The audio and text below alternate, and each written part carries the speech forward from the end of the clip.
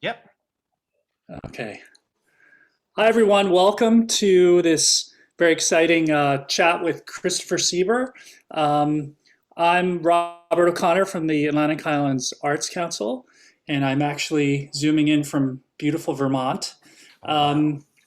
I just wanted to say thank you to Monmouth Arts and the New Jersey State Council of the Arts and the Monmouth County Commissioners, Board of Commissioners, who help fund programs like this and help us bring people like Chris to you.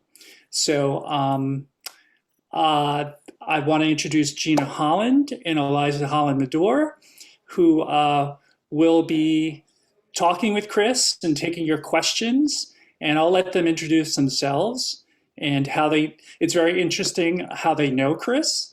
And anyway, thank you, Chris, so much for joining us. My pleasure. And Gina, take it over. All right. Thank you, Robert. So I am going to echo Robert's thank you and also just complete gratitude for Chris being here today. And so I guess the first two questions that we're going to answer that you might be curious about is, how do we know Christopher? And why are we so excited to bring him to you to give this artist talk and to answer your questions? So I think I'll let Eliza do a very brief intro about how she knows Chris. When I was 8 years old, I played Matilda in Matilda on Broadway, and Chris was playing Miss Trunchbull when I was playing Matilda. So he was my Miss Trunchbull, and he's a lot nicer than she is. Thank God, right? Thank God. Ugh. And so I sort of through that became a reluctant stage mom. Right, so I have this is the bowling shirt called Front Fold, and the back says Mom Tilda. So I was a Mom Tilda.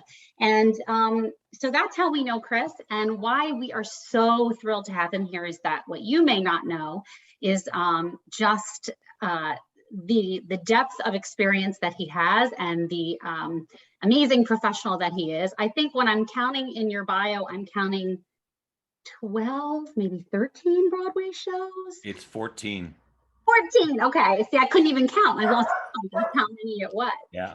I'm just going to read you a little bit of Chris's bio, so you're going to be super impressed. This is your life. It's so great. Right? Okay. So yeah.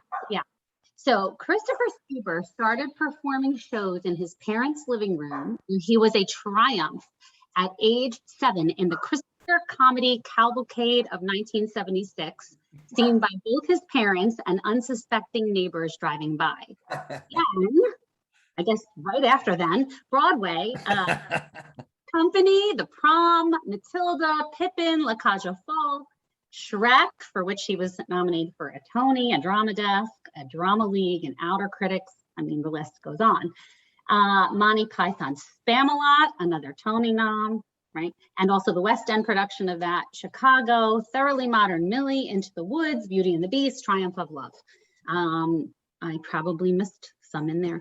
Also, quite a few things on television, which, I mean, I could read all of these, but maybe we'll just write your bio in our YouTube listing. It's amazing. I mean, he's done daytime television. Elementary. Oh, I used to love that show. Sex and the City. I remember that. Pushing Daisies. It's All Relative. Two of a Kind. I mean, so many things, right? So I guess this tells you a little bit why we are so excited to bring him here to our Atlantic Highlands community. And I feel like I'm turning pink with the embarrassment.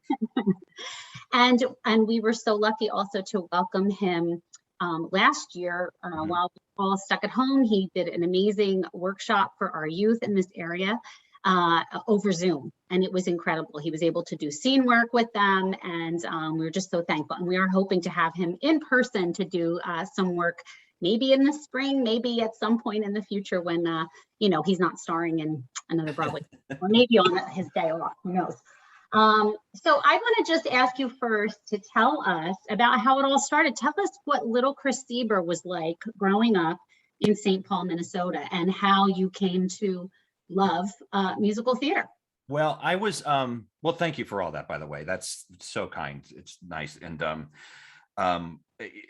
looking back, which way I kind of never do. I never kind of like look back, but I'm always looking forward. You know, you think during this COVID time, we had a lot of time to think, and when you think about all the things you've done, you're just like, wow, I did all that. I can't believe it.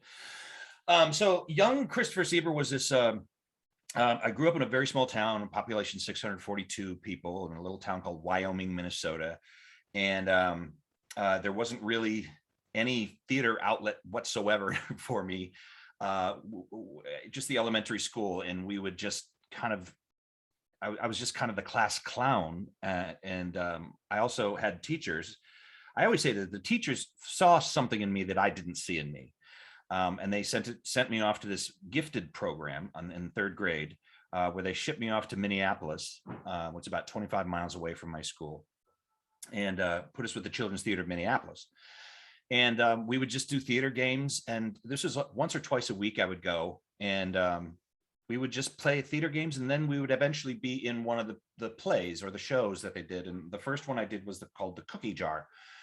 And and that's my dog Bacon. A cookie jar where I played a chocolate chip cookie, and in third grade, and I was in front of an audience for the very first time, and I heard audience applaud and laughter, and I was like, "What is that intoxicating sound? What is that?" And then I did that a couple times, and then we did Little Match Girl as well, which was really cool, and we had all these platforms. Because there was a moment where the little match girl lights a match, and all you see are people, and she lights a match and all the people disappear in a split second. Basically what we did is we just jumped off a platform backwards and landed on a thing. But that was the other thing. It was like, I get to do that. I get to land on a big mattress. I get to hear people laugh and applaud. And of course thinking it's all for me. And that's where I got bit, and ever since that point I was doing something, and always making people laugh, because I wasn't a necessarily attractive child. I was they called me Frog Boy, because I was like, I looked like that, and I had weird glasses, and but I used humor to keep people from beating me up, I guess, and stopping bullies from getting to me. And then I just kept going. In high school, I just did everything. I did the local community theater, which is called Maskers Theater in Forest Lake, Minnesota. And then I had my high school teachers. My high school teachers told me, they took me aside, because I was in voice and speech, and I was winning state championships all over the place, and nationals. And they said, you need to leave. You need to get out of here. And I said, I don't understand. It's like, there's nothing here for you. You need to go. You need to go to New York or Los Angeles. You need to get out of here. And I was a bit shocked, because again, teachers saw something in me that I didn't see in me. And they helped me find a school, and I ended up going to the American Musical and Dramatic Academy in New York City. And that was crazy, because I'd never really been out of the state, because it's such a rural, I never really, it was only my second time on an airplane. And I paid for everything myself. My parents wouldn't help me with school because I was leaving Minnesota, and they're like, no. Plus they thought me going to an acting school was like the worst idea ever. And but I said, okay, fine. So I worked my butt off for about a year and a half, because I was accepted about a year and a half, before I was even a senior. And I worked my butt off. I worked two jobs. I was an assistant manager at a car wash, and I was also a detail expert for detailing cars. And I saved all my money, and I bought my own ticket, and I paid for my school, and I paid my own rent at 18 years old. And I got on a plane October 3rd, 1988. Tomorrow is going to be that anniversary. Crazy. October 3rd, 1988, at 6:30 a.m. I took off from Minneapolis to St. Paul and landed in New York at around 10 a.m. And I started. I haven't looked back ever since. And that's where that's a crazy story, right? Crazy. That's incredible. So and then I went to AMDA, and I remember being in New York for the very first time. and just terrified of New York City, because in the small town, you always are told that New York is, you're going to get stabbed and mugged, and which is of course not true. I think it's the safest city in the world, really, but but that changed for me. So, and of course now New York City, I love it. That was a long-winded answer. No, it's wonderful, actually. And it's so amazing. I think sometimes, only when we're young and full of hope and, can we do things and take huge risks like that, maybe, or maybe not only, but it's certainly easier, right? To sort of take the world and see all the possibility and not let all those other things kind of get in the way. So that is an incredible story. I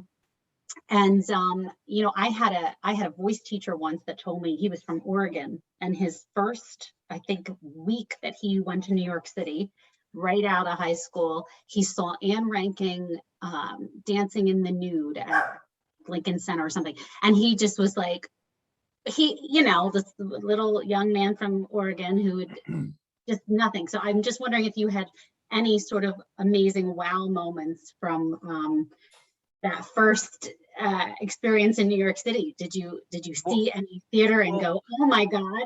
Well, I got there, and first of all, I was terrified of the city, so I didn't really explore, which is, I eventually got the courage up to go out because I was so afraid of getting stabbed. But of course, New York, you see in every single movie all the time, and so wherever you look, is an icon. It's the building, the Empire State Building, the World Trade Center when they were there, and everything, Grand Central Station, Lincoln Center, the Theater District, all of that. They're all like famous, iconic things that are just like, oh, it's right there. Oh, wow, it's right there. My apartment you could sit on. I was the 25th floor of the Beacon Hotel, and you could sit on the toilet and bathroom and see the Empire State Building.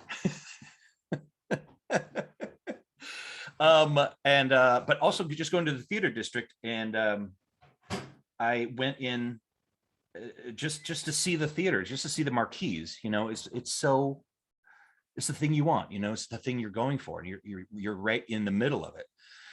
And the first play I ever saw was Speed the Plow with Madonna, and that is the theater where I made my Broadway debut in Triumph of Love, and now is the same theater that I'm doing Company in. Crazy. Wow, that's amazing. That's the Jacobs? Yep. It used to be called the Royale. Where she made her Broadway debut. Oh, which was it? In Once. Oh, Once. That's right. That's right. That's right. Teeny tiny, adorable prop. You were just a prop baby. The prop child. Count little moments, but all right. So wow, that is such an amazing story. It was really your NYC moment, right? It was totally, yes. $3, 2 bags, one me. Right now, you just mentioned that you're going to start rehearsals for Company. You said in 4 days. Is that right? How exciting! October 7th. So yeah, 5 days. Wow. So Yeah. I guess the question that I wrote down to ask is, maybe you can't answer it quite yet, but it was sort of about rehearsal process in this post-COVID, or at least post-height of COVID era, and sort of some of the differences, and what I mean, so I guess you can't answer it yet, but what do you imagine just in the process so far? Do you feel how is it going to be different, do you think, the rehearsal process? Is there anything uniquely different about it, or we'll just I'm not like you just said, I'm not there yet, but we're kind of lucky because we're kind of one of the last shows to start rehearsals and open. So I think there's a lot of other shows that have opened up and they learned from mistakes that they have made, and they fixed them, like for example, Aladdin. They opened, they reopened, and the next day they closed because of COVID cases. And now that's going to extend a little longer because there was multiple people with infections that everyone's vaccinated, but there was a breakthrough stuff. So that is something I'm very careful about. Like I was saying earlier, our community here is having an annual pig roast where the community comes together and we have beer and pork, and I'm not going, either is my husband, Kevin, because he's going to Spain in 2 days. I'm starting rehearsals in 4 to 5 days. I don't want to risk it being around people. I've been here in rural New Jersey. There are a few people that just refuse to wear masks, and I can't be around that. So once I get to we already are in play as far as protocols. There's a whole bunch of things we have to do. Like Monday, I have to get a COVID test, and then I flu shot. I've all these things and proof of vaccination. There's all these documents we had to sign, protocol handbook that they went online with, and they had us sign, make sure that we read every single thing about it. And they're making it very safe for us, and I trust them, and I feel very good about it. And everyone, it's very fragile, so we just don't want to screw it up. Right. But yeah, I'm so Jennifer Samard, who plays my wife in Company, we talk almost every other day, and is a little bit of anxiety, I'll say. I was talking to Kevin too, is like in the weird part of the back of your mind, it's been 18 months, almost 19 now. And you think, can I do this? I've been out of it for so long. Do I still know how to do this? And of course, that's silly. Of course, you still can do it. And of course, it's a stupid thing. But there was anxiety about that. And, going back to the music, when we were I started rehearsing on my own. The music in Sondheim, it's very complicated. And I was a little concerned that I wouldn't be able to remember it. And it all came back. And the opening number is really the hardest part, because it's just Bobby. But to get the rehearsal aspect of it too, when this first started, when the shutdown happened, we had 8 previews in, and we had 8 previews to go before we opened, and it was going to be on Stephen Sondheim's birthday. So, and they shut everything down, and we thought it was going to be a couple weeks. And so Katrina Lenk, who plays Bobby in the show, she said, let's rehearse via Zoom. Let's all get together on Zoom and rehearse. And so it's still in our bodies, because we'll be back soon. And just say, as you all know, Zoom is like this great technology, but the timing of some people's internet speed is completely different. So trying to rehearse a Sondheim song with 14 people is hilarious. Because it just sounded like a cacophony, like. Oh, I wish you had a recording of that you could share. It was really funny. I wish we were recorded, because we just started laughing and collapsing, because we couldn't even do it. But after a while, we would just go through the book. We would just go and we would speak the lyrics, and then it got extended, and we were like, oh boy. Okay, here we go. And then we started just having cocktail parties and game nights and stuff like that. And so, but we just saw each other. We just did a benefit like last week, I think, for Darkness Rising, and about half the cast was there. So it was nice to see everybody. It's interesting. You've all been through this really together. I wonder if it'll bond this cast of Company in a way that will be uniquely different than any other cast. And you've been a part of many casts, and I'm sure you've made many good friendships and relationships over the years. But this is really it's the real stuff, right? The life or death real stuff, and it's bonded you in such a unique way that I personally am excited to see how those bonds are going to translate on stage. And I feel like it's probably going to be such a tight and just emotionally charged and wonderful performance. So everyone that's on here, go get tickets, because it's I think that's just adding a layer. I'm so grateful too that I get to experience that first show back with an audience, especially for our show, because it's such a New York show, and it's such a New York savvy show, and New Yorkers are going to see this show, and theater goers who love Sondheim are going to see the show. So the people are going to go crazy, as I already saw from videos from one Come From Away, and what was the other one that I saw that was crazy? Aladdin. When they came back, they went nuts, and so I get to experience that, and I'm so grateful, and I hope I won't just bawl my eyes out for a half hour. It's gonna be. I can imagine another 100 people just got off of the train. It's crazy. Just that line alone feels different, Yeah, right? yeah. Wow.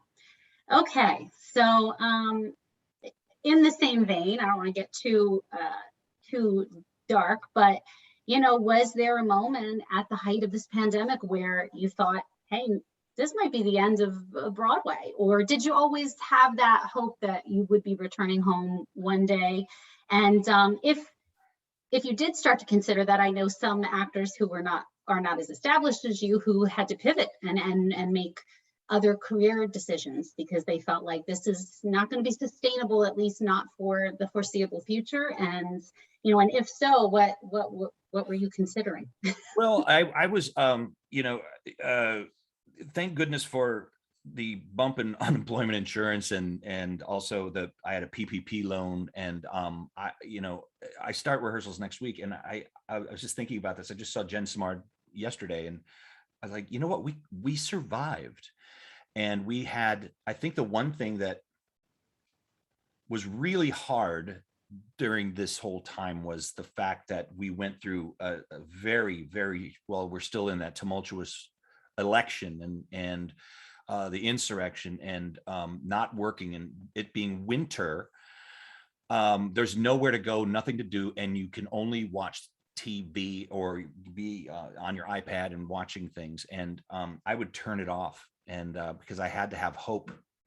If there wasn't hope, it's like no. So I read somewhere that's theater's been dying for 4,000 years, and it always comes back. It always comes back. But they saying theater's dead. Theater's dead. It's like theater's never going to die, ever. So that was the hope that I always had. But yeah, a lot of people I know said, you know what, it's not worth it. So they pivoted. Actually, one of our cast members in company, Kyle Dean Massey and his husband, they had established an adoption agency, of all things. And so they were helping parents find children, or children find parents, and vice versa. And during the pandemic, apparently that was a very popular thing to do. So their business took off, and Kyle Dean said, you know what, I don't need to go back. So they started I call it the baby broker business, but they pivoted. They did that. And other people just started writing, and Doug Lyon, my friend Doug Lyon, has a show. His show that he worked on is on Broadway right now, called Chicken and Biscuits, and he wrote it, and now it's on Broadway. So he's always been a singer, actor, dancer, and he was always a writer, but he was like, I wrote a play, and there it is on Broadway. So, but the big thing is always hope. And I've done things. I mean, I did my own show at Birdland that was filmed, and there was no audience, so I just did it, which is really weird. Especially you have to really rely on your comic instincts, because if there's no reaction, you just have to think, I hope they laugh at home. And yeah, that was an on-demand concert. And I did some television. Actually, I did Blue Bloods, and I did some voiceover stuff, and just stuff to keep it going. But it was a weird time. I started writing myself, and but I always had hope, and I still do. And it starts again next week. So That's beautiful. Yay. Oh, that feels so good to hear.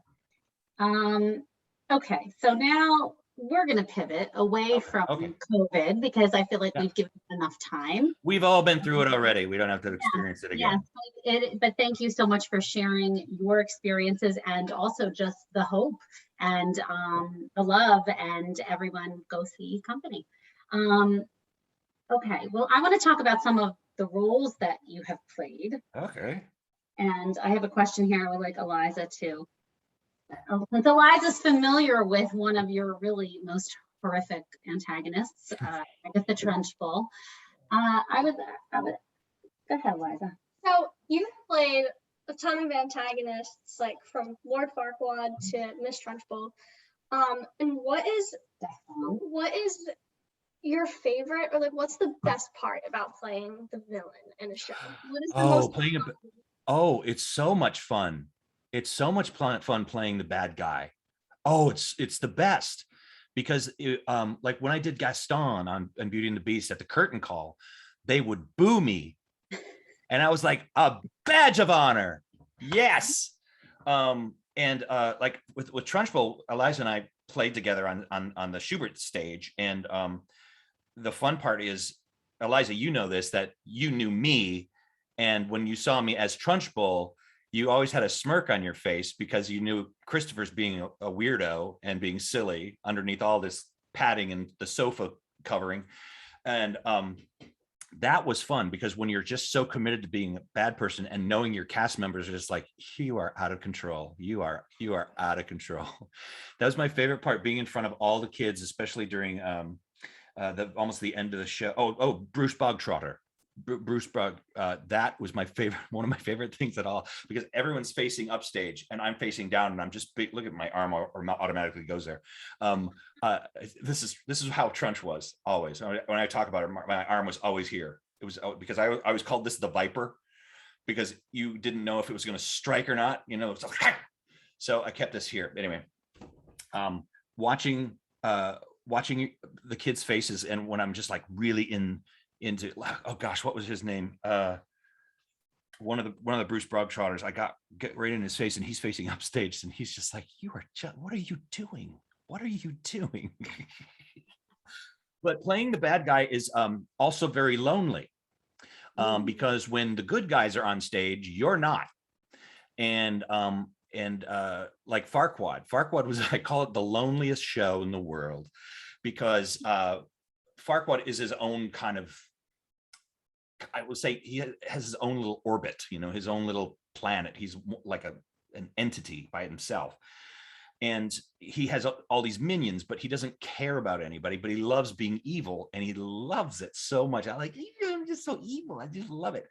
And, but the costume itself was so crazy, because we had this thing at the rig where I had to step in my knees and get this thing, and we had these puppet legs, and there's a whole thing, blackout curtains, so you couldn't see my legs, and there's this whole thing, and this cape. But my dresser, Dan, the only way to get me into this thing is for me to face a wall in this little area at the Broadway theater, which is like this little cubby hole, but I was facing the wall, and people would come say hi, and I'm like, who is that? Hi, who is that? And then there are moments in the show where you're just preset, on a set piece, especially like top of Act 2, where I come out in this bathtub, and I had to be in that bathtub just sitting there for probably 15 minutes while Shrek and Fiona sang a song in front of me downstage, to make an entrance. And so, and I just sitting there alone, 15 minutes, just doop-a-doop-a-doo, doop-a-doo. And then you're just always in the way. And Agatha Trunchbull was like that too. It was very sad. Not sad. I mean, it was just very lonely. And Jess Skoblick, my fabulous dresser, she was my companion the entire time, because there were so many entrances from the back of the house as well, came through the audience. And so we're just back there, and, we did the best we could. But no, playing the evil person is the best. Why do you think you play so many antagonists? Because I don't know. I don't know. I think it's because I've gotten a reputation too on Broadway, which is a good thing. A good reputation. If it hurts, get Christopher Seiber. Because a lot of the roles that I've done, not only are the evil guys, but I've also a reputation of doing an evil person very well and doing an evil person very funny. Because there's a fine line. You can just be evil, but if there's no reason behind being, why are you this way? What is wrong with you? That's the evil. Where's this evil coming from? Is it from just crushed dreams or whatever? But you have to make that decision. But you have to find the humor in that as well. Even if it's just this dark character, even the darkness can be hilarious if you let it. And but I think it's a reputation thing where, like I said, if it hurts, get Christopher Seiber, and if it's an evil character, but we need funny, get Christopher Seiber. I think that's why. Because yeah, I don't know, but luckily, and also playing other characters too, like I played Trent Oliver in The Prom, a show I helped create, and also playing Harry now in Company. I find it really, it's a real challenge for me to play me. When you'll hear people say, "Oh, just be yourself, just be yourself." It's like, I can't do that. I can do that, but it's so uncomfortable for me because I think I'm much better at hiding inside a character, if that makes sense. I like to bury myself in the character, and rather than, so I played Trent Oliver, which I always call my evil twin, because I kind of wrote it with the creative teams, and just playing a guy that's not necessarily evil. He is an antagonist in a way, but he's just one of those guys or people that are just annoying and will not stop talking. And you're just like, oh God, here it comes. Just don't make eye contact. Don't make eye contact. And he'll come over, and then he starts talking, and he just starts talking. And he's like, he's almost like an energy vampire. It sounds like almost that, maybe was that based on someone you know? Oh yeah. It sounds very real, It's very real. I'm not going to say who it was, but it was about 3 people. Got it. Including me. Okay. So we're going to ask you a couple more questions, and then I want to make sure that our audience gets to ask you some questions. Anything. And then, okay, so we were talking a little bit about these big roles like Farquaad and Trunchbull, and there's a huge physical element to them. So in addition to having a wonderful reputation for playing the bad guy, if you will, and doing it in a hysterical way, perhaps you also have a bit of a reputation for, hey, Chris Seiber will do that. He'll do a show on his knees. Yeah. He'll wear a giant suit and have all this extra weight. So that, of course, takes a huge physical toll, I could imagine. And you are a really extraordinary physical comedian.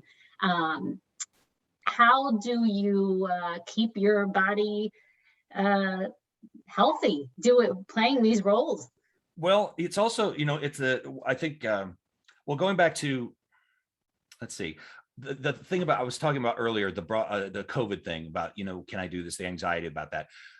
The other thing was Broadway stamina. Eliza, you know this too. When you are in a Broadway show, you do it 8 times a week, and your body becomes used to that. Your body, the physicality becomes part of the part.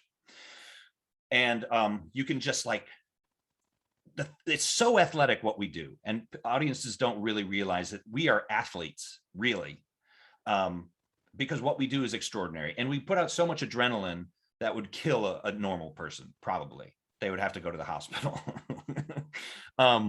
But the Broadway stamina. So when you would, like, I would do like Trunchbull. So I was doing Matilda. That's such a physical show. Plus all of the accoutrement, like the fat suit and the crazy sofa. I always call it, I wear a sofa, which is a big,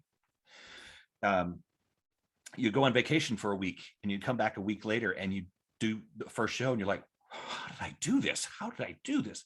So it's been almost 19 months now. And so going back to Broadway stamina, that is something that I'm working on right now. We've got a Peloton bike, and I'm weight training, and I'm singing at the top of my lungs while I'm on the Peloton. Because to do the physical stuff, to sing out without getting out of breath, that's a challenge, even when you're starting a show, or even if you've been in a show, because your body will get used to it. But our director, Marianne Elliott, told us that she understands, we've been out of the loop for a long time. So we're all going to work on that together. And then there's just paying attention to your body.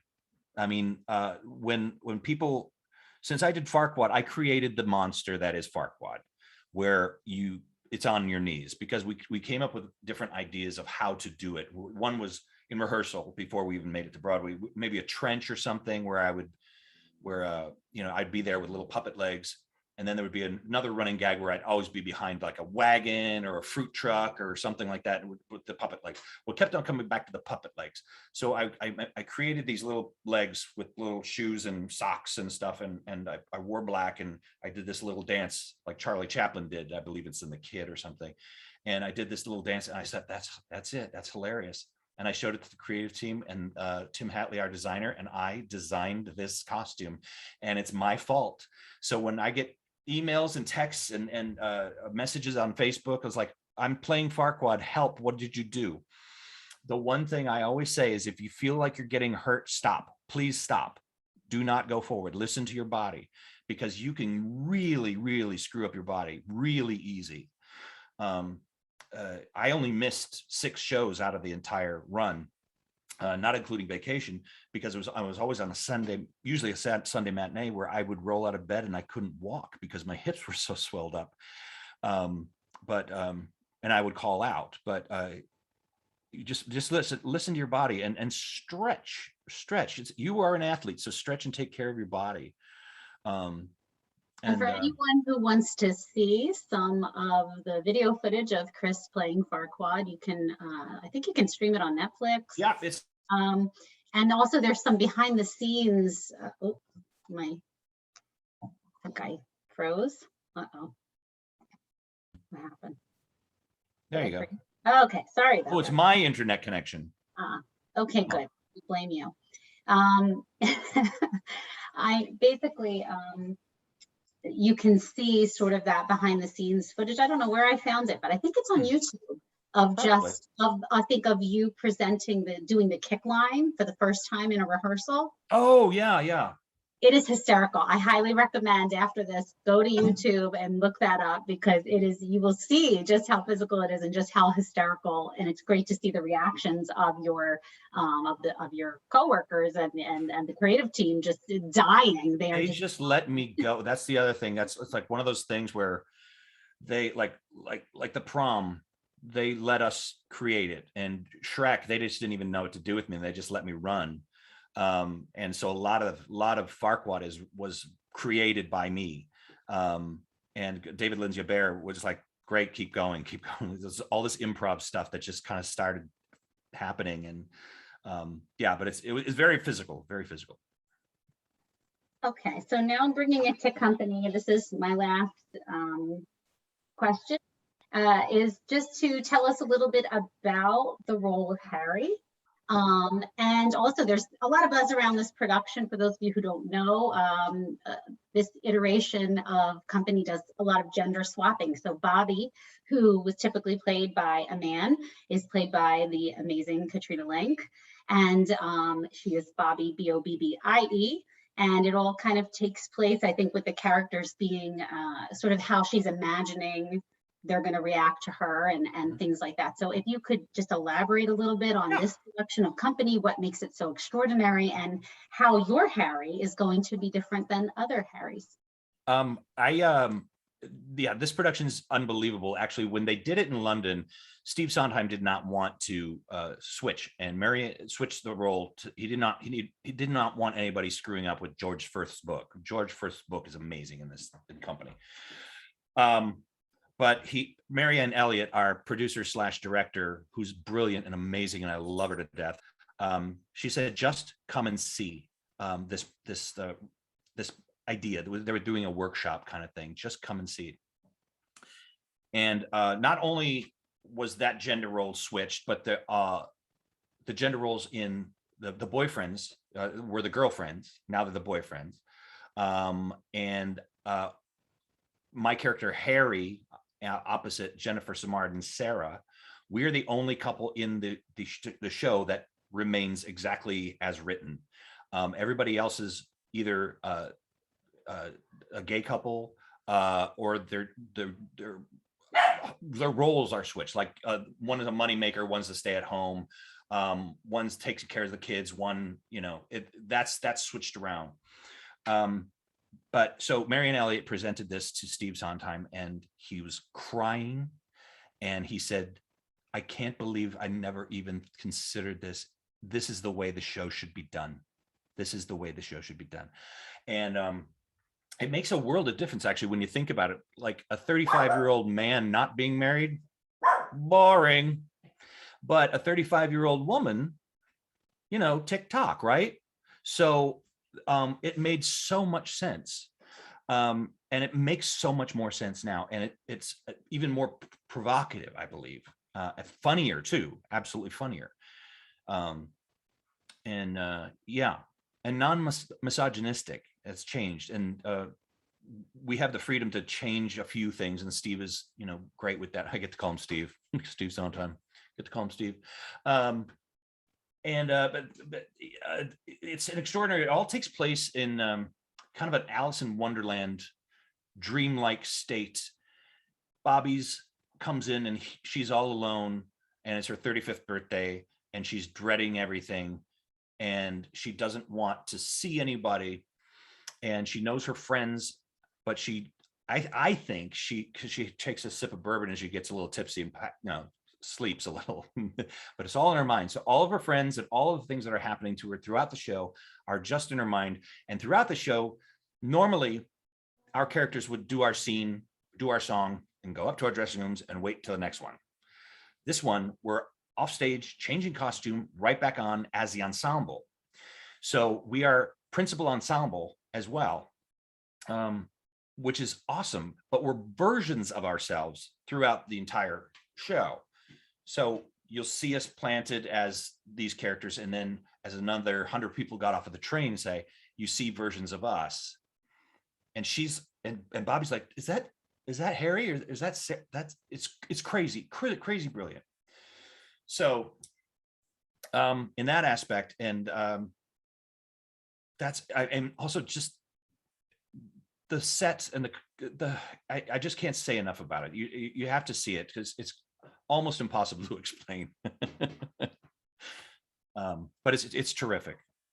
Excellent. Well, we are so excited to see it. All right, so here's where I want to make sure that our audience members have a chance to ask questions if they have some questions.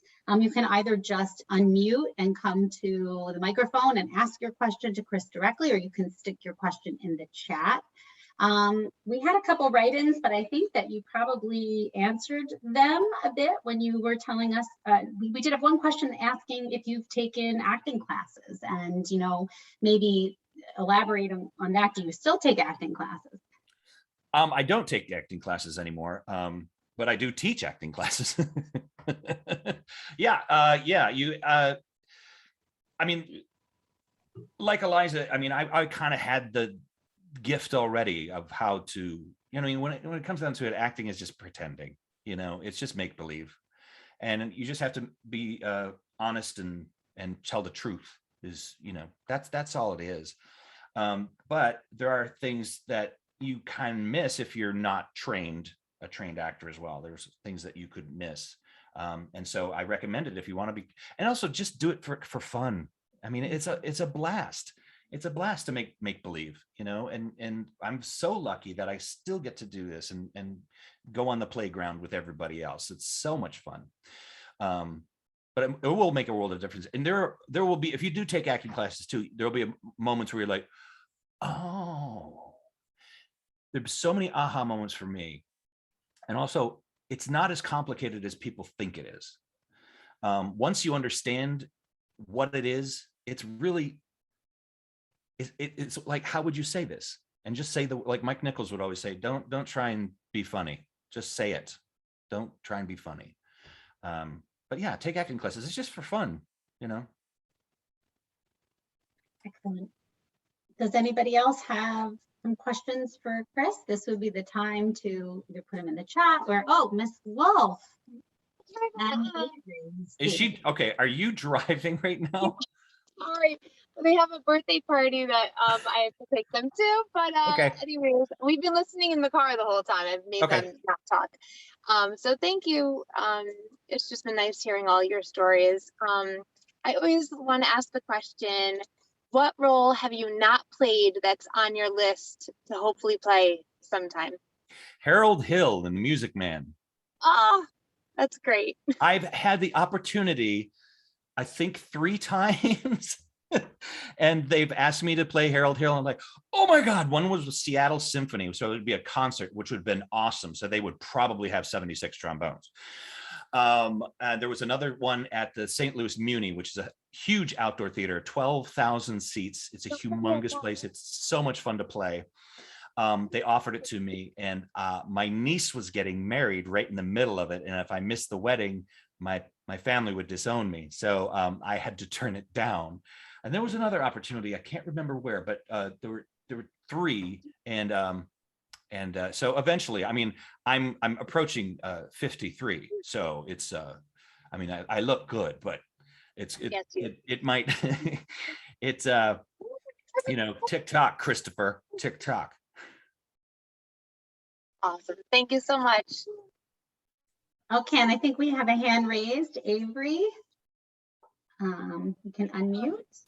So my question was, have you ever like gone abroad? When have you ever had a show where you like after the show you were like, oh, I didn't really perform that as well as I wanted to, and like how did you deal with that feeling of like just like disappointed in yourself? No, well, yes and no. I mean, that's an interesting question. Yes, sometimes things just don't go right. You know, people have their days. People have their, you know, it just didn't go right. You know, it happens. It happens. But most of the time, if you rehearsed it correctly, it's all of the things that you want to do, including the stamina. It's kind of built into the part. When I rehearse this part, I do it full out all the time. So when I finally hit the stage, I'm ready to go. And that's the level in which you're set. But there are audiences too. It depends. Sometimes it depends on the audience where you feel that you've kind of let them down because they're not responding. But sometimes an audience is just terrible. Sometimes the audience just won't respond in a way that you think. And who knows why? And other times the audience will go absolutely crazy for you. You don't know why. But I think the biggest thing is I don't ever feel that, especially now. I mean, I won't go in if I don't feel up to it. If I can't physically do it. I always say if I can't sing and I can't walk, I won't do the show. But you know, if you can talk, you're going to do the show. But you can walk. But yeah, I guess just the audiences, just disappointed in the audiences, I guess, because every audience is different. And that's how you kind of keep the show fresh as well, because you just kind of switch and change one little thing just to make your fellow actors giggle. And you just change one little thing and then you get the face. Thank you. You're welcome. Erica. Hi, Erica. Oh, you're on mute. Are you muted? I am, sorry. Okay. Okay, Who are these munchkins? Who are these munchkins? These are my girls. Hi. There's the little one, and this is Adriana. She's got a question for you. Okay, great. What's your favorite Broadway show? The Broadway loaded show? question. Yeah, what's your favorite Broadway show? I know it's a loaded question. That I've been in or in general? That you like to. It could be either, but I think that you like to watch. You know, here's a weird thing. When you're on Broadway, you never get to see your show. Like I've been lucky enough to have, you know, create Broadway shows. And the worst part about it is you don't get to see the amazing show that you're in. You never get to see it. I would say, so my favorite show recently was The Prom. It was a show I helped create. And I loved it because I was playing with my friends, and we all have known each other like 25 years or more, including the creative team. And so you're up on stage and we know each other so well that the chemistry was so tight, and we're all comedians. So it was heaven. It was absolute heaven just playing with your friends. It was the easiest hard work that I think I've ever did. As far as favorite Broadway show that I haven't been in or would be, I've been in that one. Well, Into the Woods is another one, but I was in that one. but I would say probably Les Miserables. I like that. That was one of the shows that I saw when I first moved to New York, and at the Broadway theater, and just the size of it and the sound of it and the devastation of it. Even though I was in the nosebleed seats at the Broadway theater, it was still enough. It was still enough, and it was just so rapturous. What's your favorite Broadway show? Mine? Yeah, both of you. Or I or my little one. She's only 8, so she's still getting into it. What do you like? You have seen you didn't see him. I saw you live in Shrek and you were amazing. Oh, thanks. But she has seen the Netflix recording. Remember? Yeah. Oh gosh, my favorite. I'm with you. Les Mis, Into the Woods, Hamilton, Rent. I was a child of the 90s, sleeping out in the street to get those rent tickets. So those are mine. But you've seen a couple. You've seen. I haven't seen. Yep, you've seen Matilda. You've seen Annie. Unfortunately, with Broadway with things shut down, it's been hard to see local productions. So. Oh yeah. But hopefully we're going to get out to more theater. We live in DC, so great theater. Kennedy Center. Kennedy Center. Yeah, I love that place. Signature Theater. So many great opportunities here. So thank you. This has been wonderful. Thank you, Erica. Bye. All right. Thank you so much for everybody's. Robert has his hand raised, and Lydia. Wait, Lydia. You want to let Lydia go? Yeah, let's let Lydia go. Yeah. Go for it. You. Oh my gosh. I can't hear you. Can you? Hello? Okay. Okay. So because you played such like exotic roles like the antagonist you've been saying, what's the best way that you've always gotten into character since you've always played something so different from yourself? How have you gotten into character for these shows? Well, first of all, when you approach any character, it's like where is this person coming from? Why are they? You ask a lot of questions like, why are this way? Why are you this way? What is wrong with you? Why are you acting out? Why are you this person? And then trying to find, what does this person sound like? What does the person sound like? Why do they have a weird voice? Do they have are they a lower voice, a higher register? And then the physicality. You just make choices and see if they stick, and if they're true, they will work out. But that's how I kind of approach everything. You just kind of jump in, and I always call it throwing darts as well. My scene partner in companies, Jennifer Samard, she is a comic genius, but she already knows where the laugh is. She just doesn't know the journey, how to get the laugh, she doesn't know how to get there yet, but she knows where the laugh is, and she can get that laugh, but she doesn't know where the journey is. I'm the opposite, but my results are exactly the same as hers, where I throw a dart and I was like, oh, that didn't stick.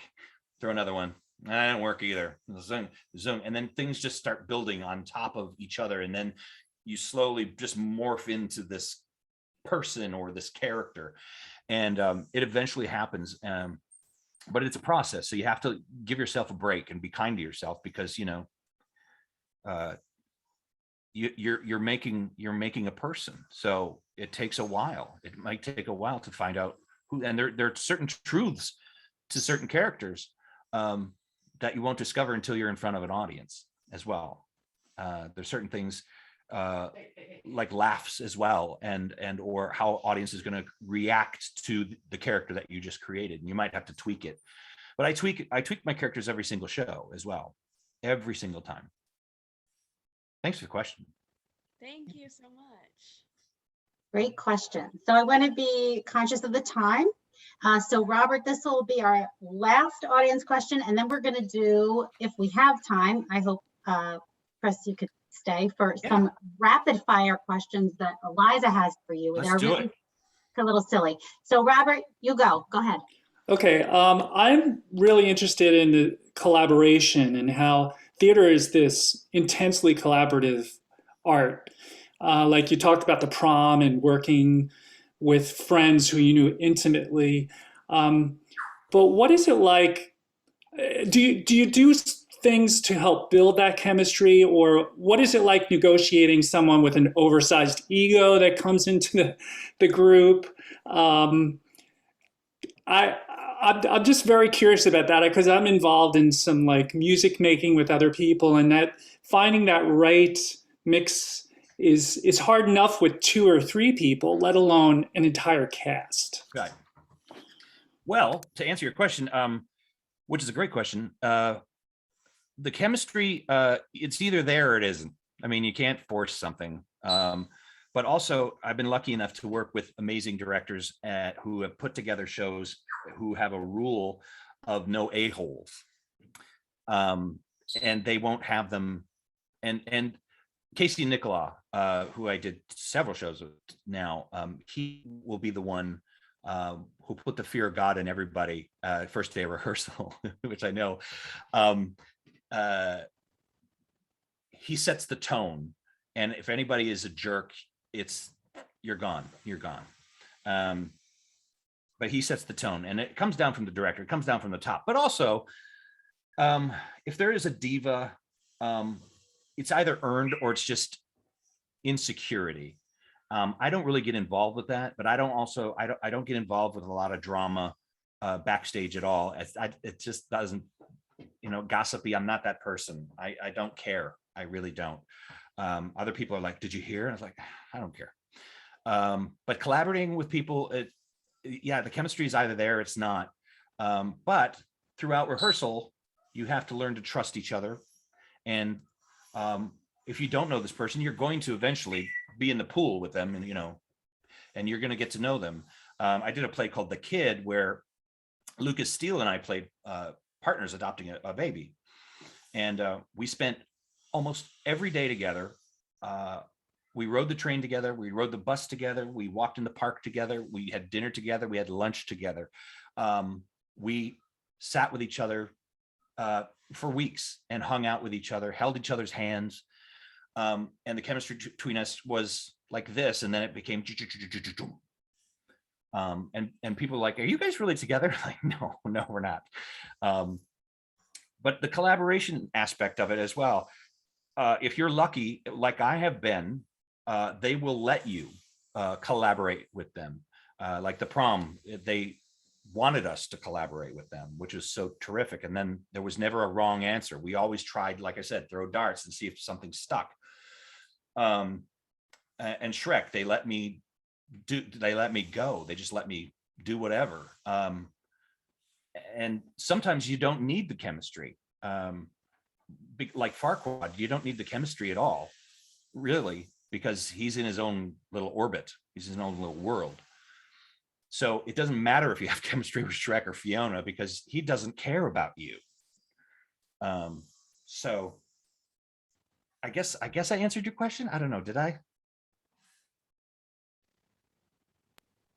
Sorry. Yes, you did. Okay. Yes, you did. Thank you. Yeah. Thank you. This has been wonderful. Yay. I'm having a great time. Yes, thank you all for your questions. Really, really good questions. We really appreciate everybody's involvement and just kind of engagement. All right, so now we have some rapid fire questions. Uh-oh. We're, stealing this idea from late night talk show hosts and such. So just do your best. Don't think too long about any of them and let's just see if we can have a little fun. All right, Eliza. All right, we'll play the improv game, yes and. Yes and. There you go. There you go. Ready? Yes. Okay. What is the one thing that you love most about being yourself? My sense of humor. Who is your favorite pop star or singer of all time or currently? Barry Manilow. I am a fanalo. All right. What was your biggest onstage mishap? On stage or off stage? On stage. Oh, there's so many. Oh, wow. Okay, what was the funniest? I broke my pinky during Beauty and the Beast. And then I broke my finger here during Matilda. I cut open my hand right here during Thoroughly Modern Millie. I and Into the Woods, I had a blood bag that you shoot blood in the shoe, and I didn't know how to use it because I'd never rehearsed that part, and I was kind of thrown on. And I squeezed the little squeezy thing 25 times. You're not supposed to squeeze it once, and it went. All the blood went flying into the audience, and it was fantastic. And so that was one of my favorites. And it just wouldn't stop because there was so much pressure in the bag. Who is Just the blood. Oh, who is the best co-star you've ever had? Oh, don't you dare. I think it's Eliza. Sure. What is your favorite ice cream flavor? Oh, coconut. Ooh. What is your least favorite ice cream flavor? Vanilla. What's your- Boring. What is your definition of success?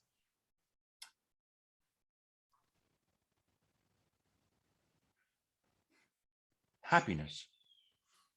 What is your go-to audition song or piece? I have a couple. I would If I Can't Love Her from Beauty and the Beast. It's a great song. What is your biggest pet peeve? People saying sorry when they're not. You know what I mean? When they bump into you and sorry, it's like, it's fine. Oh, sorry, I forgot. Oh, sorry, you're not sorry. Stop it. What is the dream role that you will likely never play because you could never be in a situation where if they weren't like miscasting it or something? Oh, oh God, I'm trying to just think. Lightning fast. I would say Millie in Thoroughly Modern Millie. Because I can't tap like her either. I can tap, but not that good. What is your favorite role you've ever played in anything? Movie, TV, or like film or theater?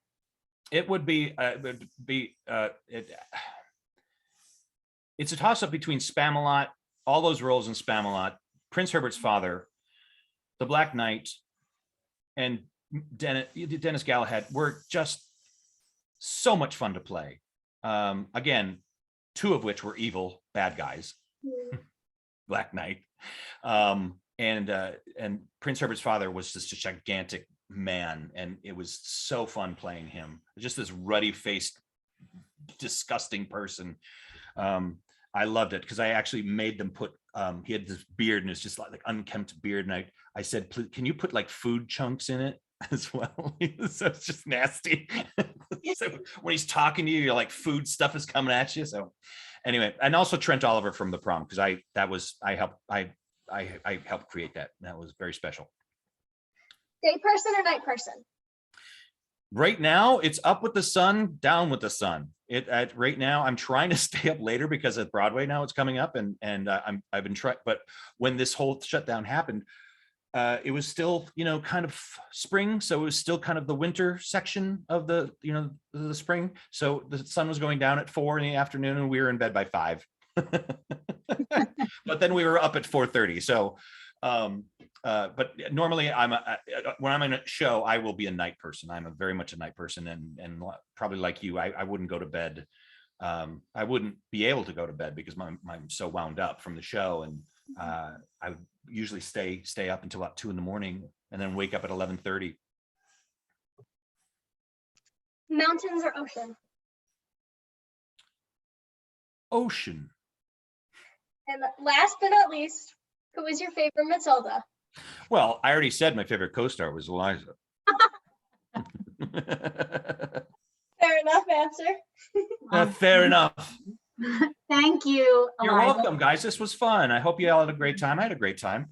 Yes, we are so happy that we've come to know you in our little town here in Atlantic Highlands. We're so thrilled and thankful that you've become a friend to our Arts Council, and just thrilled to bring your experiences and expertise to our community. So thank you everyone who's joined. Thank you everyone that helped set this up. We wish you, Chris, a wonderful, wonderful opening. Thank you. What is the day? What is the opening day? December 9th. December 9th. So everyone, you have time to get tickets. And maybe we'll send her with her friend to go. So, but we are just so thrilled. So please get your tickets to Company, and we're going to be sending some amazing energy your way for December 9th. Thank you. And yeah, break a leg. Bye, guys. Bye.